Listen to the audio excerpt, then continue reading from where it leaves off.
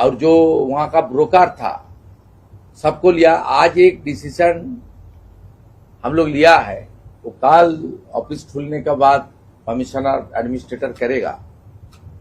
जो सुपरविजन की जिम्मेदारी था आर्किटेक्टर प्लानर, ये पर्टिकुलर दिस केस में वो आर्किटेक्टर डिजाइनर को हम लोग ब्लैक लिस्टेड कर रहा है।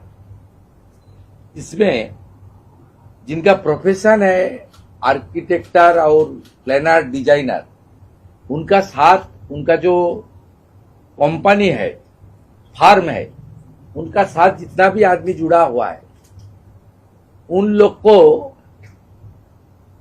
अभी से जो अप्रूव प्लान में काम हो रहा है उसका सुपरविजन का जिम्मेदारी है।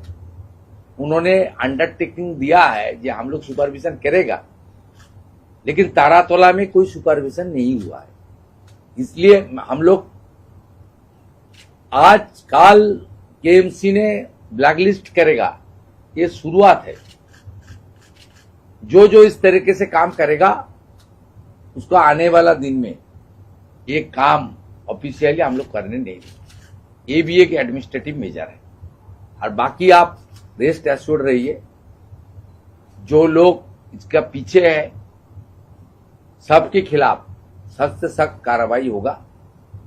और जितना लोग कलकत्ता कॉरपोरेशन में और दूसरा जो एडजॉइनिंग एरिया का म्यूनिसिपैलिटी में प्लान को लेकर प्रताड़ित हुआ है, रिश्वत देने पड़ा,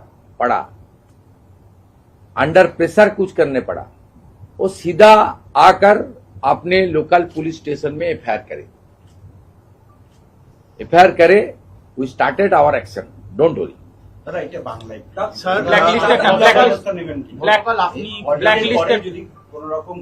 কেন আকাল্পনিক প্রশ্নের উত্তর দেবে কেন? ব্যবস্থা তো আমরা নিয়েছি। আপনি আগের সরকারকে তো প্রশ্ন করতে চাই, পোস্তা, মাঝেরহাট, গার্ডেন রিচ কজনকে জীবিত বের করতে পেরেছিলেন? 14-15 জন মারা গেছেন, এটা দুঃখজনক। তো এটাও তো ঠিক, পুলিশ, ফায়ার ব্রিগেড, ডিএমজি, পরে এনডিআরএফ, আর্মি সব মিলিয়ে 20-22টা লোককে তো বাঁচিয়ে দিয়েছে। আজকেও তো আহত লোক বেরিয়েছে, চিকিৎসা চলছে। আশা করি pray to God for their early recovery. But দেখেছেন তো, এর আগে তো দেখেননি অনেক বড় ইনসিডেন্টে এনডিআরএফ বা আর্মি কেউ ভাবেনি। 34 বছরের লেফটও ভাবেনি, 15 বছরের টিএমসিও ভাবেনি। আমরা এটা করব, প্লিজ স্পেশাল অডিট করে। আরেকটা কথা বলে শেষ করব। আমি কেএমসি কমিশনার সিপি কে বলেছি যে বড় বিল্ডারদের সঙ্গে কথা বলতে, এটা অর্ডারে লেখা থাকবে না, এটা মানবিক কারণে বলেছি। যে পাশাপাশি যে লেবার টেবাররা এসেছিলেন তারা হয়তো সাউথ 24 নদিয়া টদিয়া চলে যেতে পারেন বাড়ি, মানে যদি মনে করেন কে কোথায় থাকবেন, ইটস নট মাই জব। কিন্তু দূর দূরান্তের যদি লেবাররা থেকে থাকেন, যতক্ষণ না এদের ক্লিয়ারেন্স হচ্ছে, তাদের ফুড বা অন্যান্য মিনিমাম যেটা, সেটা যাতে বিল্ডার্সরা করেন।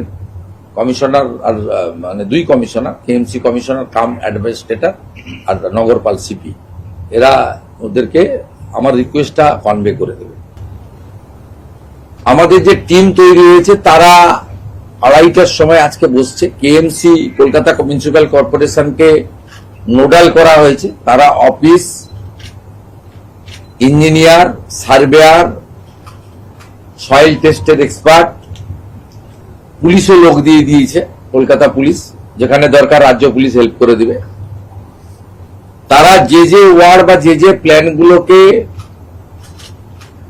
3 ধরনের কাজ হবে।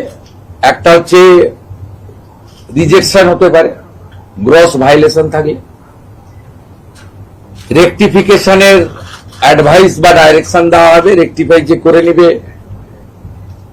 নকশাতে, ডিজাইনে, কনস্ট্রাকশনে, প্রোটেকশনের জন্য। আর যারা ঠিকঠাক আছে, যেমন যেমন আসবে তেমন তেমন ক্লিয়ারেন্স তারা পেতে থাকবে। সবাইকে একসঙ্গে ওয়েট করার বিষয় নয়, সবকে আটকে রেখে নগরায়ন বা সবটা আটকানো আমাদের উদ্দেশ্য নয়। উদ্দেশ্য হচ্ছে গার্ডেন রিচ থেকে